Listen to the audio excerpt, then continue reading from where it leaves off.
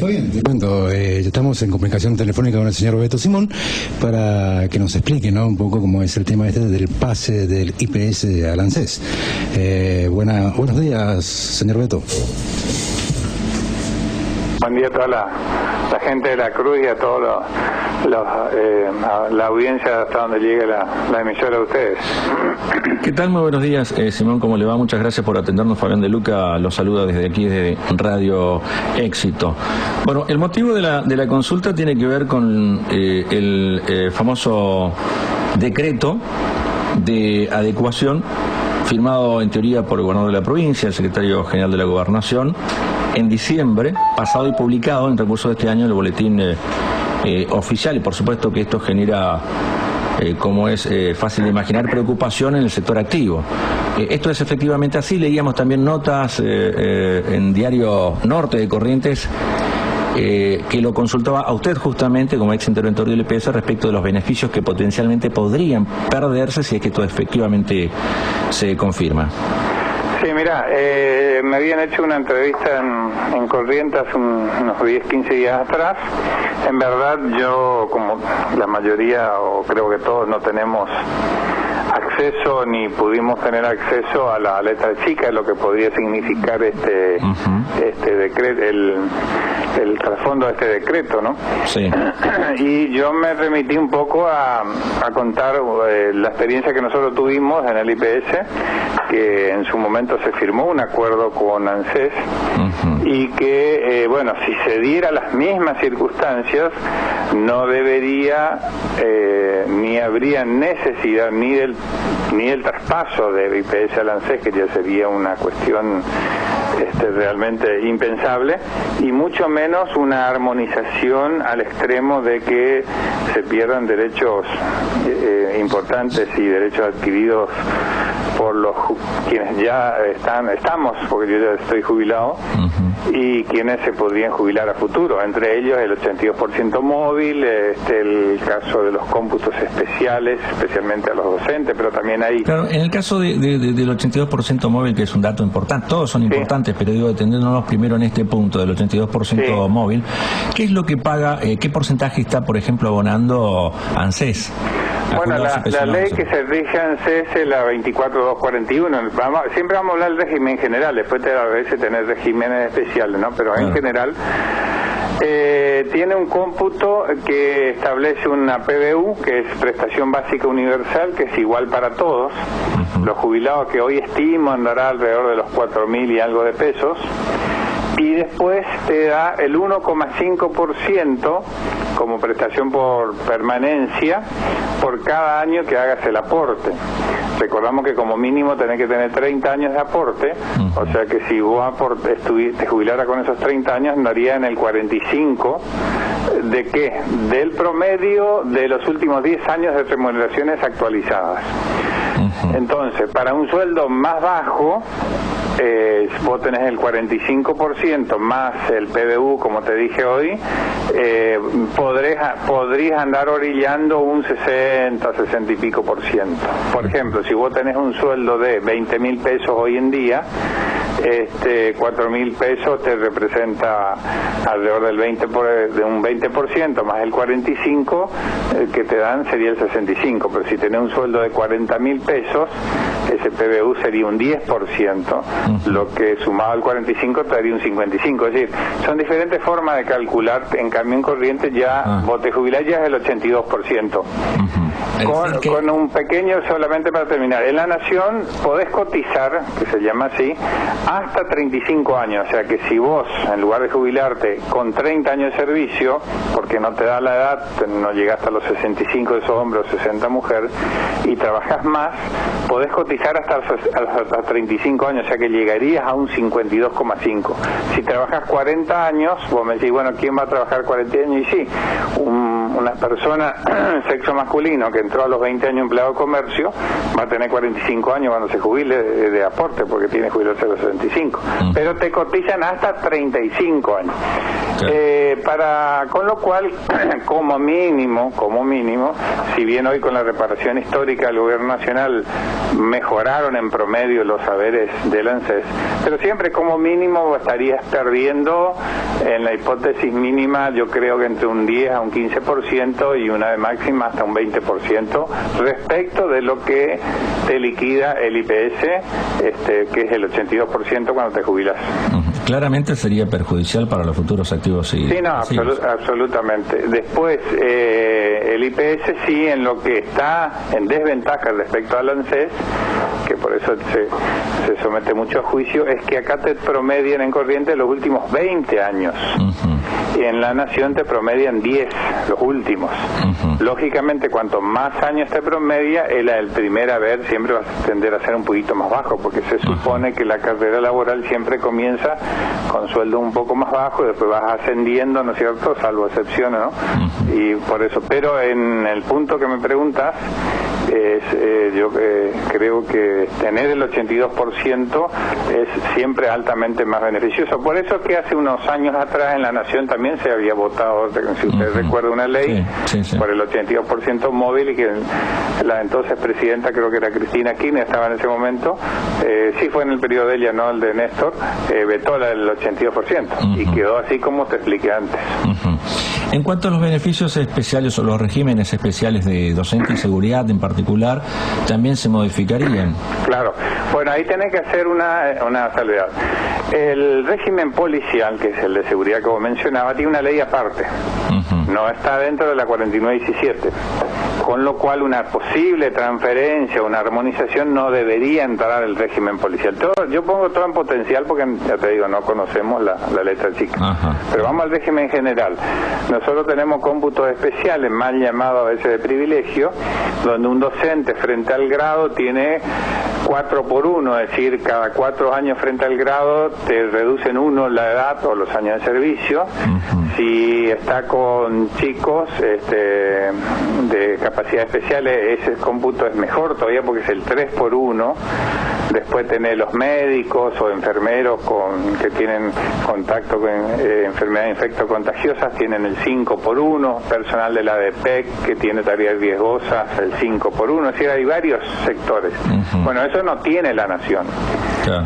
La conclusión de esto es que en la Nación, si vos no tenés 60 años, mujer, o 65 años, hombre, no te podés jubilar. En cambio, en la provincia de Corrientes, teniendo los años de cómputos especiales, podés jubilarte con menor edad. Y te doy mi ejemplo concreto. Yo, con 58 años, pude jubilarme por jubilación ordinaria, no especial ni de privilegio, pero por haber trabajado como docente 24 años.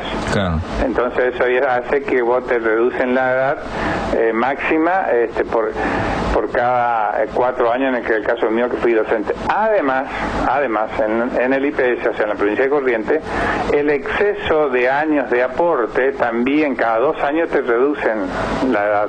Eso también es un beneficio, porque suponete, vos estás 40 años, vamos a suponer un empleado de rentas, vamos a ponerle por un caso, ¿no? Vos estás 40 años trabajando, si sos hombre, esos 10 años que exceden a los 30 te reducen la edad en 5 años, o sea, a los 60 años te podrías jubilar. En cambio, en la Nación no existe eso. Volviendo a lo que te decía antes, en síntesis, en la Nación tenés 60 mujeres o 65 hombres, si no, no te jubilás. En Corrientes podría reducirse esas edades topes en la medida que te exceda en años de aporte o bien tenga algún cómputo especial. Recién la escuchábamos a Estela Regidor, la precandidata a diputada nacional de Más Cambiemos, hacer hincapié en esta cuestión que, bueno, viene siendo evidentemente una incomodidad en la campaña electoral del oficialismo en la provincia de Corrientes ante la incertidumbre que genera las versiones que circulan en torno a este decreto, que de hecho existe el decreto, se desconoce por supuesto, como usted lo señalaba, la letra chica, es decir, los alcances del mismo. Y ha salido a decir que, bueno, que los legisladores de Cambiemos no estarían apoyando el aumento de la edad jubilatoria para la mujer y el hombre. ¿Cuál es su especulación al respecto? ¿Esto es probable o es, diríamos, una decisión tomada, es indefectible que se vaya hacia un aumento de la edad jubilatoria? Mira, yo creo que es muy improbable, no diría imposible, porque en la medida que hay un mínimo porcentaje vos podés decir que es posible, aunque muy improbable, que se incremente la edad jubilatoria. O sea, para mí el tope de 60 años para mujeres y 65 hombres, que en eso sí Corriente está armonizado con la nación, no hay necesidad porque los dos tienen la misma tope de edad. A mí me parece que eso es muy difícil que se exceda, así que una mujer se jubila a los 65 o un hombre a los 70. Eso yo creo que no estaría en tela de discusión.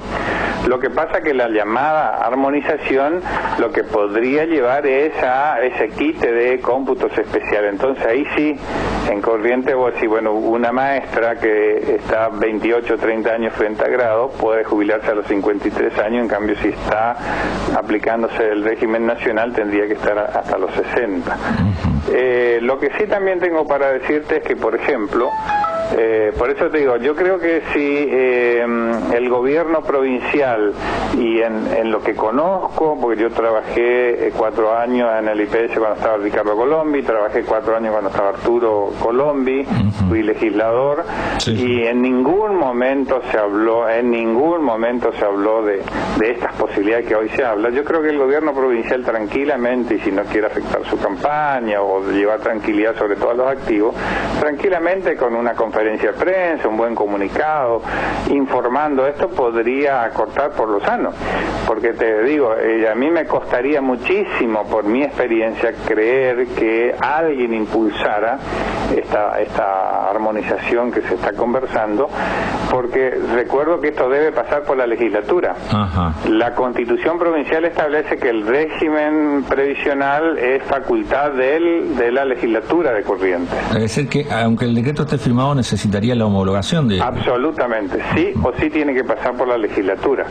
Y yo no, realmente te digo, en el conocimiento que tengo por mis años en Corrientes, tanto en el IPS como diputado, y además por la pertenencia al partido político en que he estado, hoy mi opinión sería que es muy difícil que algún legislador, más que vienen de distintas vertientes, distintos partidos, de gremios, estuvieran levantando su mano para apoyar una iniciativa de esta, que además yo no creo que sea una exigencia absoluta de la nación, porque a nosotros, te vuelvo a decir, yo como no está en el IPS, nosotros llevamos adelante los trabajos para lograr, porque ¿para qué es la armonización? Porque a lo mejor la gente que no está en el tema no conoce.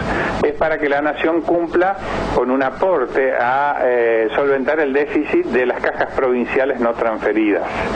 En esto comentamos lo siguiente: hay 13 provincias que en el año 94, con la gran reforma que hubo en ese momento, gran reforma por lo amplia que fue, no por lo buena de la nación, años de Menem y Cavallo, en ese momento 13 provincias dijeron no, nosotros nos quedamos con las cajas en la órbita provincial, entre ellas las 6 del nordeste, todas las 6 de acá, más Buenos Aires, Córdoba, La Pampa, Santa Cruz, por mencionar Tierra del Fuego, si por ahí se me escapa alguna, pero son 13. Decidieron que se quedarían con esto. Entonces, con ese tema, y además con un llamado, compromiso federal, etcétera, etcétera, que arrancamos hace más de 20 años, que las provincias se dieron lo que se llamó la precoparticipación, que vos habrás escuchado cuando el ingreso del ingeniero Macri a la presidencia tuvo que cumplir con una manda de la Corte Suprema de ir reintegrando ese 15% que se le deducía a las provincias. Ese 15% de que llamado precoparticipación, o sea que se le quita a las provincias, se le quitaba, y creo que en algún caso se está devolviendo. Una suerte de retención, ¿no? Era una retención previa a la distribución de la coparticipación. Eso iba para solventar el ANSES. Por eso es que las provincias que no transfirieron las cajas al ANSES tenían que recibir un resarcimiento, porque estarían en desigualdad de situación con otras. Bueno, ese resarcimiento es cubrir el déficit, y para lo cual, se hace una serie de trabajos, demostrar que hay déficit, etcétera, etcétera. Y allí se firma un acuerdo. En ese acuerdo, ANSES establece que Eso se llama, la ley creo que es la 25235, si la memoria no me falla, de ese rato ya me fui, y son 3 o 4 artículos, se establece un convenio, y en la cláusula 12ª de ese convenio establece que dice, en la medida que las provincias lo quieran o no haya impedimento constitucional, se armonizarán aspectos de la ley previsional, o sea, tampoco es una obligación estricta.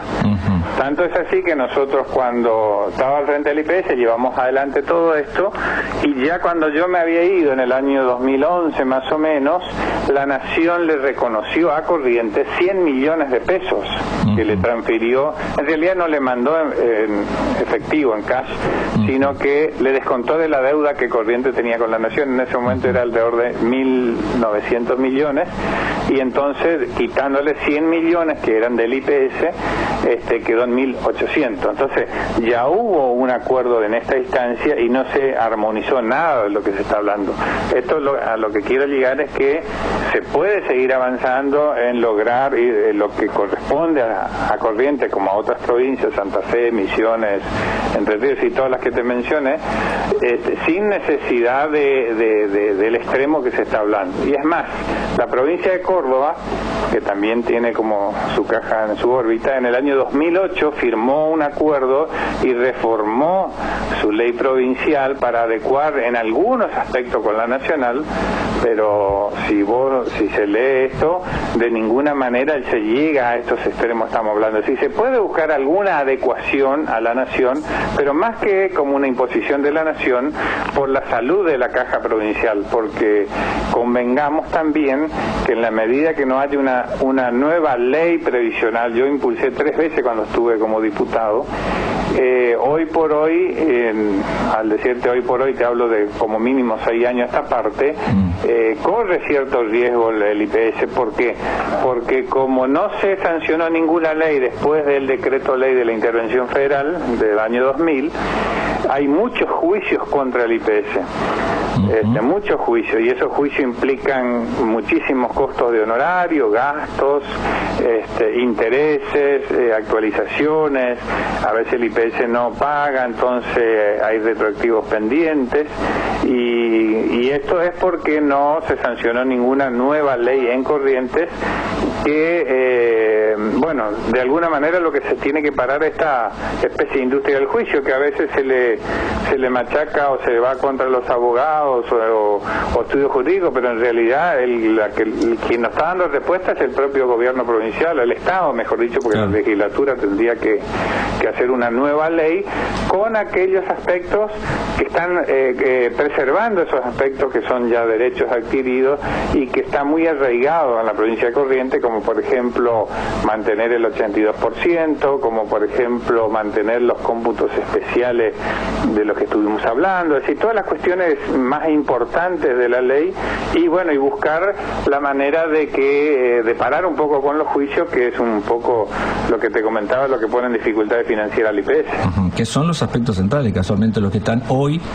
en duda, digamos, ¿no? Exacto. En La Pampa, por ejemplo, Berna decía que, el gobierno nacional exigía una adecuación que contemplaba incluso modificar los regímenes especiales, ¿no? Y que fue rechazado, justamente por La Pampa, por una suerte de presión de la nación, ¿no? Sí, en realidad por eso te digo, por ahí lógicamente que cualquier funcionario algo a veces se pone en boca o se expresa de alguna manera. En realidad la nación no te puede exigir nada, simplemente que dice, en la búsqueda de ese acuerdo, de seguir financiando los déficits, porque la nación, ¿qué dice? Desde su punto de vista, dice, mire, nosotros no podemos seguir in eternum financiando déficit, y en eso yo estoy de acuerdo, porque sabíamos que hay provincias que jubilaban con 45 o 50 años, o provincias que con solamente 24 o 36 meses en un cargo te daban una jubilación muy alta. En eso, abusos que hubieron 20 o 30 años atrás en las cajas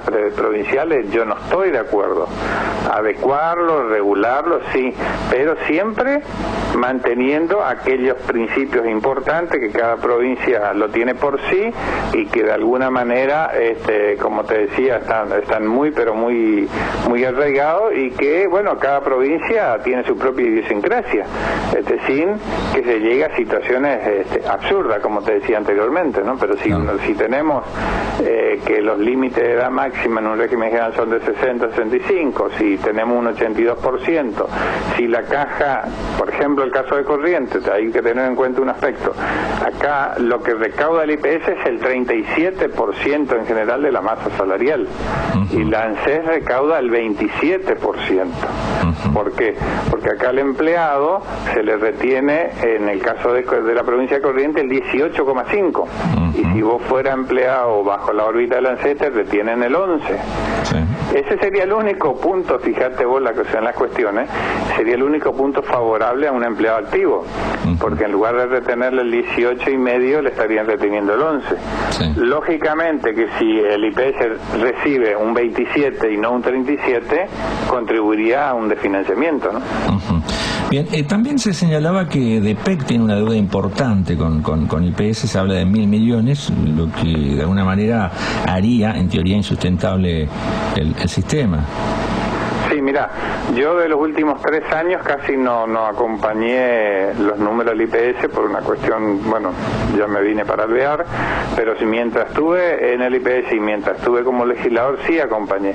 Esta es una deuda histórica, la de PEC generalmente no cumple en tiempo y forma, es una deuda importante, y después tenés otro aspecto que también desfinancia el IPS, que es la ley de los bancarios, 4588 creo que es el número, desfinancia el IPS. No es culpa de los de jubilados bancarios, aclaremos, ¿no? Esto fue una decisión del Estado nacional y provincial en su momento, cuando el Banco de Corrientes estaba en una situación muy complicada, en épocas de Cavallo, en los inicios, y bueno, para salvar el Banco de Corrientes le exigieron que se despida o se jubile a alrededor de 300 empleados, y entonces la provincia lo tomó eso y lo paga el IPS sin que haya contraparte, o sea, no hay aporte. Bueno, eso también contribuye al déficit. Después tenemos el régimen policial, que pues en sí mismo también es deficitario. ¿Por qué? Porque vos tenés alrededor, hoy habrá, por ahí me equivoco, pero bueno, hagamos esa salvedad, pero habrá a lo mejor 9 o 10.000 efectivos entre policiales y penitenciarios en actividad, y habrá alrededor de 6.000 retirados. Pero bueno, eso ya abarca un problema de la seguridad, no solo previsional. Bueno, si vos quitas estos aspectos, y primero que la ADP debería cumplirlos, ¿no? Porque eso es su obligación. Segundo, la ley de los bancarios lo debe cumplir el Tesoro de la provincia, así marca la ley. Lo mismo el déficit policial. Por ende, si quitamos esto, si todo el mundo cumple, hoy todavía el IPS no es deficitario, todavía. Fíjate vos, por ejemplo, se habla mucho, y en este caso quiero hacer un poquito de hincapié porque también muchas veces lo dije, de los empleados municipales. Los que se jubilan con servicios municipales desde hace más de 6 años, es decir, justamente cuando entró Estela regidora al IPS,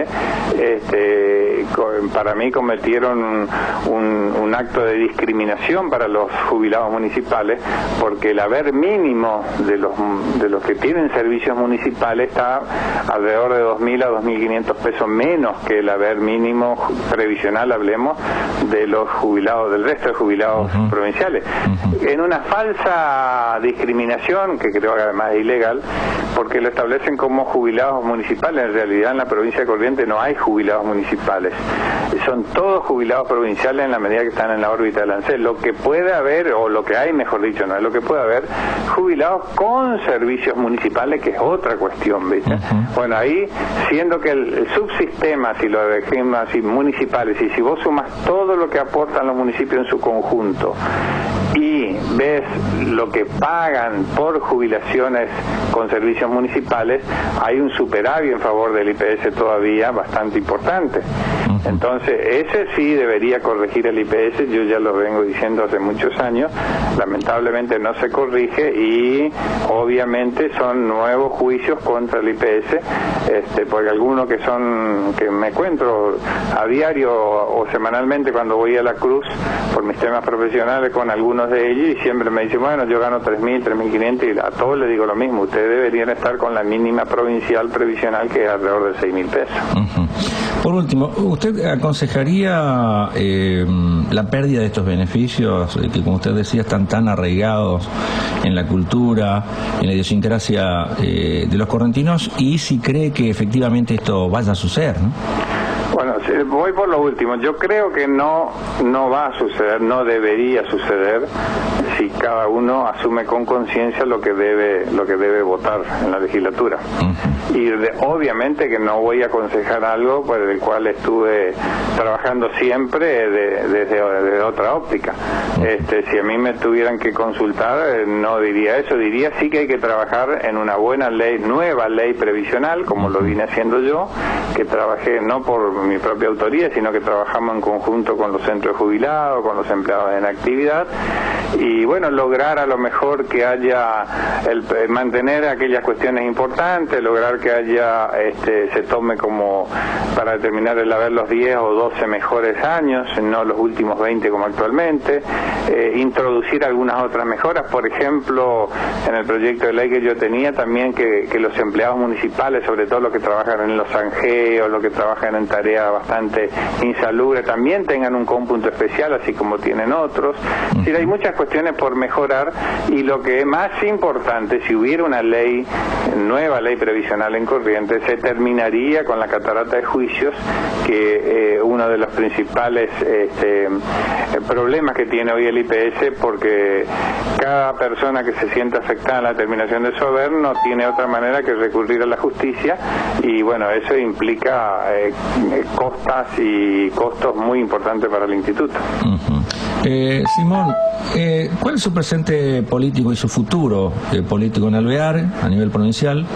Bueno, mira, yo había dicho siempre que mi profesión es contador público, así lo hice, mi vocación fue ser docente, así lo hice, y bueno, la política surgió como una alternativa, y yo no entré a la política como profesión.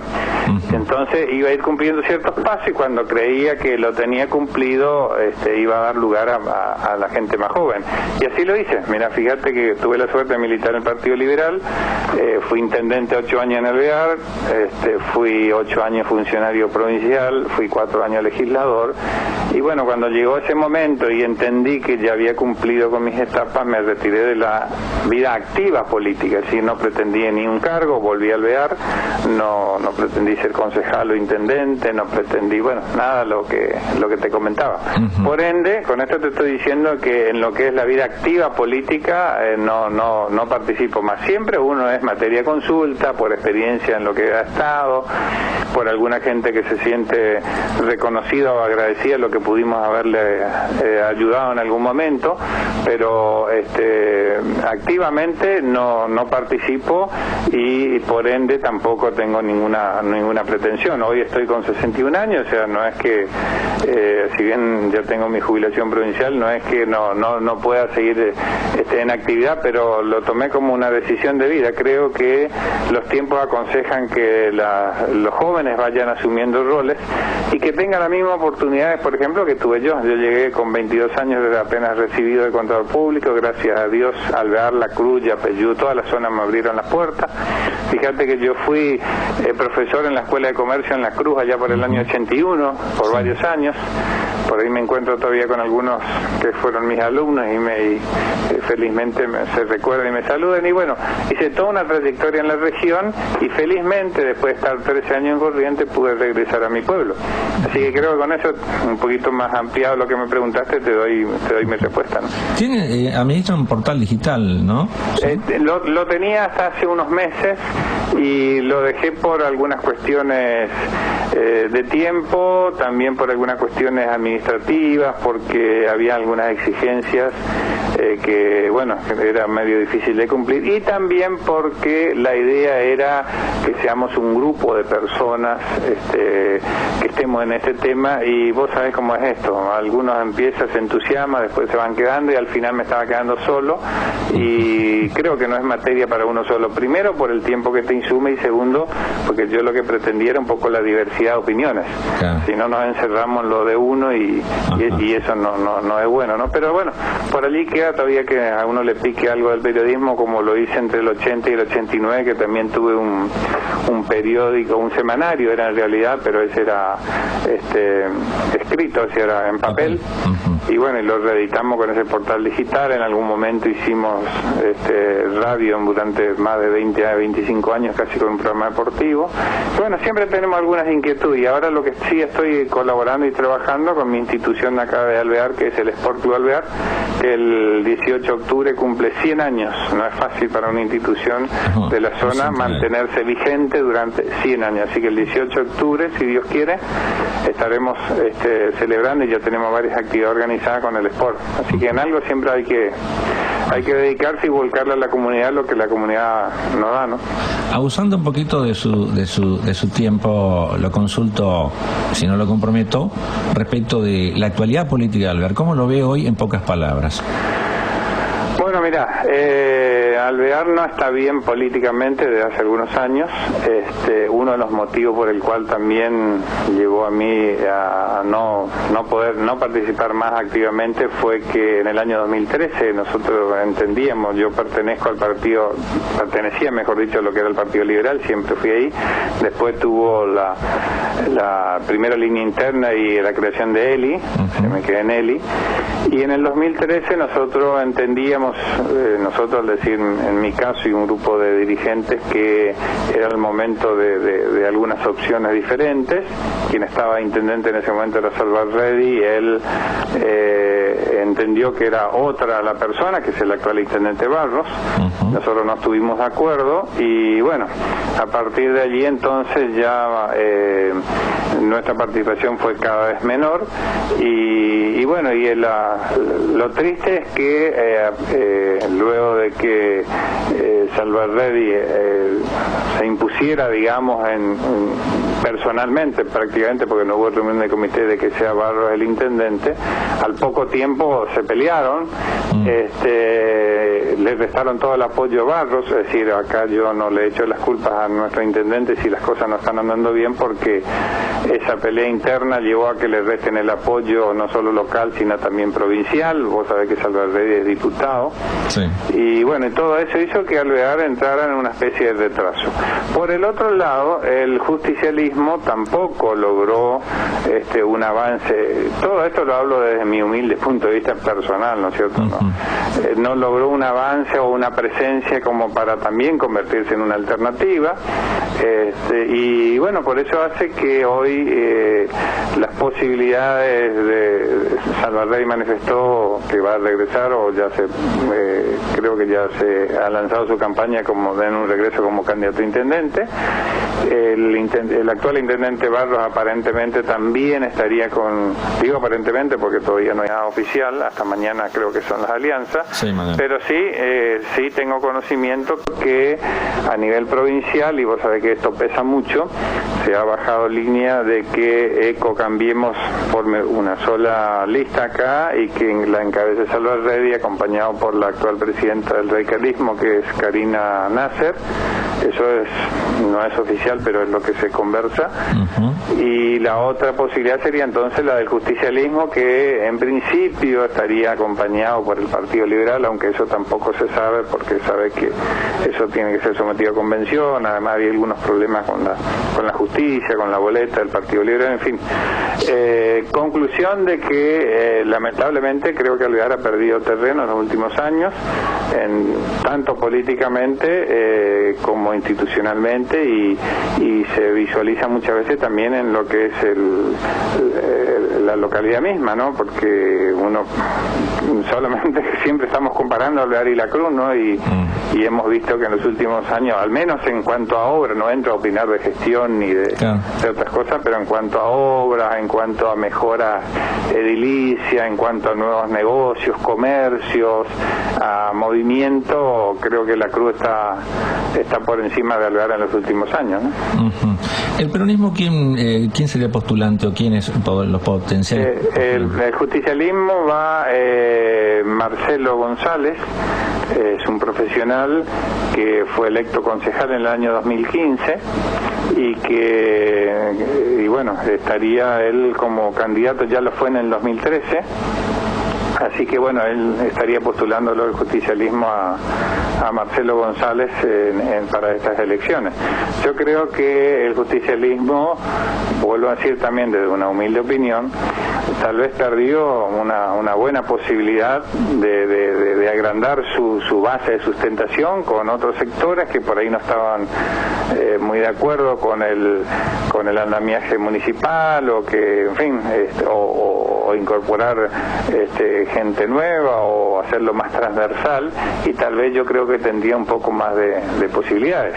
Pero bueno, elecciones son elecciones, veremos de aquí al 8 de octubre cuáles son las ideas, las propuestas, y yo creo que sí, así como a veces decimos la nación ha tenido un cambio, yo por lo menos en ese aspecto también no es que retraseo nada, apoyé y apoyo la gestión de Macri, independientemente de que las cuestiones no estén bien, mal o regular para algunos. No soy ni fanático ni nada, y si dentro de 3 o 4 años veo que la cuestión no funciona, miraré otras propuestas.